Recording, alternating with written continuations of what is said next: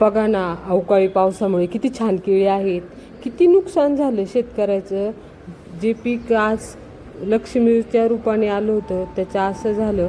असं जर पीक बाजारात आलं ना, तुम्ही तिळा एवढं पोहाय ना पण नक्की विकत घेत जा. आत्ता मध्यंतरी जो पाऊस झाला होता गारांचा, त्यामुळे बऱ्याचशा शेतातल्या कच्च्या केळी पडल्या होत्या. त्यामुळे पाईपलाईन रोडला आहे ना कच्च्या केळी विकायला आल्या होत्या. मी त्या आणल्या होत्या. आणि तुम्ही देखील असं नाही का, बाजारात जर असं अवकाळी पावसाने काही जर शेतकऱ्याचं नुकसान झालं ना, जर विकायला आणलं ना तर आपण नक्की घ्यायला पाहिजे. त्याला कारण असं की आपण जर हॉटेलमध्ये जेवायला गेलो तर त्या जेवण झाल्यावर आपण जेवणाच्या पैशा व्यतिरिक्त पण टिप देतो. खरं तर पाहिलं तर काय होतं, त्या जेवणाच्या पैशामध्ये जेवणासोबत ते सर्व्हिस चार्जेस वगैरे संपूर्ण ऍड केलेले असतात. तरी पण आपण स्वखुशीने पैसे देतो नाही का, टिप म्हणून सर्व करणाऱ्याला. तर मग तुम्ही सांगा, मातीत पीक पेरलेलं असतं त्यामुळे जर नुकसान झालं, जर अवकाळी काय असे विकायला आणले तर आपण नक्की घ्यायला पाहिजे. मी 2 डझन केळं आणले होते, त्यातले काही वापरण्यात आले आणि तुम्हाला माहिती कुरडाईच्या राड्यामुळे काही केळं राहिले, त्यातले 3 केळं शिल्लक राहिले होते. त्याचीच आज आपण रेसिपी बघूया. चला, आता ह्याच्यात आपण कच्चे केळी टाकलेले आहेत, त्यामध्ये साखर आणि थोडंसं दूध टाकायचं आणि हे मिक्सरला वाटून घ्यायचं. आता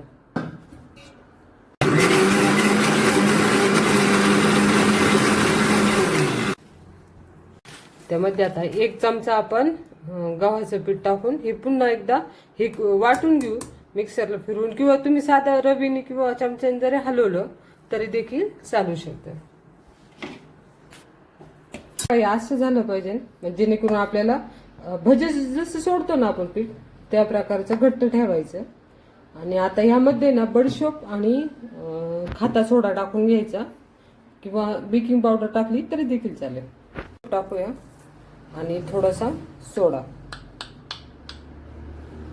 टाकायचा थोडासा आणि छान हलवून घ्यायचं आणि एक 10 मिनिटं विश्रांतीसाठी ठेवून द्यायचं. 10 मिनिटांनंतर यायचं आपण आहे ना छानपैकी तसे गुलगुले तळून घेणार आहोत. एक कढई तापायला ठेवायची आणि त्यामध्ये तेल घालून घ्यायचं. आता तेल छान गुलगुले तळण्याआधी या आठवड्यात ना 3 आदनं केले होते आपण. त्या कुरड्या तळून बघूया फुलतायत का, म्हणजे ग्राहकाला द्यायला आपण मोकळ.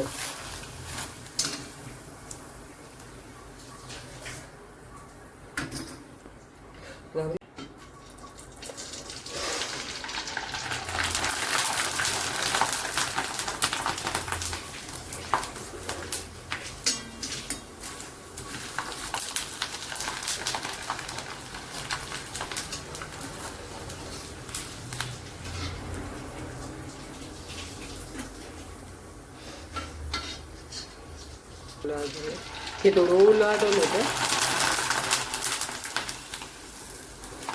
देखील छान फुललं. हे आज केलेलं कुरडया. चला, आता हे पीठ असं तयार झालंय. आता याची मस्त आपण गुलगुले तेलात सोडून घेऊया.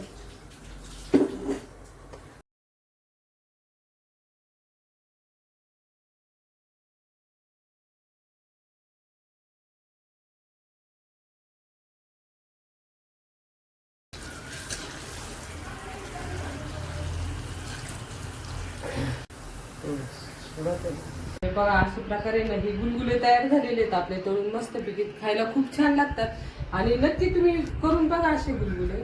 म्हणजे आयुष्यात मस्त जाळी सुटली आणि खायला देखील छान लागतात.